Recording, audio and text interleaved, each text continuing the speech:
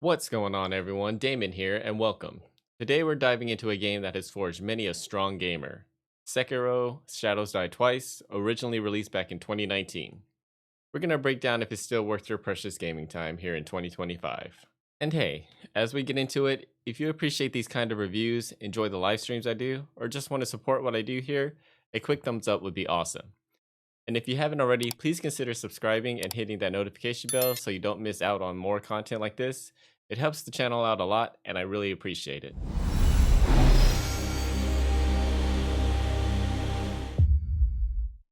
Alright, so Sekiro was developed by From Software, the legendary minds behind Dark Souls, Bloodborne, and Elden Ring, and published by Activision. But even for FromSoft, this one's a bit different from their usual. Now, I know what you're thinking. A game from 2019? Is it still worth playing in 2025, especially with so many new titles coming out? As a gamer dad, I know time is precious, so I get it. For me, I recently played this masterpiece on PC for the first time, and I'm here to tell you if The Wolf's Journey deserves a spot in your backlog. So let's find out if hesitation truly is defeat, even years later. First off, Sekiro transports you to a dark and mystical version of the late 16th century Japan.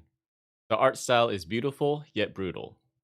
You've got these serene, snow-dusted temples, vibrant autumn forests, and grand castles. But these peaceful scenes are often shattered by grotesque enemies, bloody battlefields, and an oppressive sense of decay and conflict. FromSoft absolutely nailed the atmosphere here. It's immersive, haunting, and consistently breathtaking, even by 2025 standards. The character designs from Wolf himself to the larger-than-life bosses are incredibly memorable. Backing up these visuals is an incredible soundscape. The music perfectly captures the tension of a boss fight or the somber beauty of exploring a new area. But where Sekiro truly shines in the audio department is in the combat. The clash of your katana, the distinct sound of a perfect deflection, that clang, man, it's just so satisfying. Enemy vocalizations, the whoosh of a perilous attack, the satisfying thud of a death blow, it all combines to make every encounter impactful. It's top tier sound design that pulls you right into the heart of the fight. Alright, let's talk about what makes Sekiro truly unique: the combat. If you're coming from other From Software games expecting to dodge roll everything, well, think again. Sekiro's combat is a relentless dance of aggression and precision, centered around a posture system. Instead of just chipping away at health bars, your main goal is to break an enemy's posture by deflecting their attacks and landing your own, opening them up for a devastating death blow. This isn't passive parrying, it's an active, aggressive defense. You need to stand your ground, learn enemy attack patterns, and perfectly time your deflections. It feels incredible when you get into a rhythm, trading blows and sparks flying. Then there are perilous attacks, unblockable thrusts, sweeps, or grabs that you need to counter with specific moves like the Mariki counter for thrusts or jumping over sweeps. It's complex, demanding, but rewarding when it clicks. And speaking of tools, you've got the Shinobi prosthetic. Your missing arm is replaced with this awesome device that you can fit with all sorts of weaponized attachments. These provide a ton of different options, giving you new ways to attack, bolster your defense, or even help you traverse the environment. Each of these attachments can be upgraded, and they all bring different tactical advantages to your fights. Progression in Sekiro is different than your typical RPGs. You play as Wolf, a set character. You don't level up your stats like strength or dexterity in the traditional sense. Instead, you gain attack power by confronting the memories of major bosses you defeated. Your health and posture are increased by collecting 4 prayer beads. Experience from defeating enemies earns you skill points, which you can invest in several skill trees, unlocking new combat arts, latent skills or passives, and ways to interact with your prosthetic tools. It's all about expanding Wolf's toolkit and your mastery over it, rather than just grinding the numbers. Sekiro's story is more straightforward on the surface than some other From Software titles, but it's still rich with lore if you dig for it. You are Wolf, a shinobi bound by an oath to protect your young lord, Kuro, who possesses the dragon's heritage, a divine power granting immortality that many seek to exploit. It's a tale of loyalty, sacrifice, the corrupting influence of power, and the curse of undeath, all set against the backdrop of a war-torn land inspired by Japanese history and Buddhist mythology. The narrative unfolds through eye-catching cutscenes, interactions with memorable characters, and, in true FromSoft fashion, through item descriptions and observing the world around you. Now, I'm not gonna lie, Sekiro is hard, very hard. In fact, for me, this stands out as one of the most demanding Souls-like games I've ever played so far. It has a steep learning curve and will punish your mistakes relentlessly.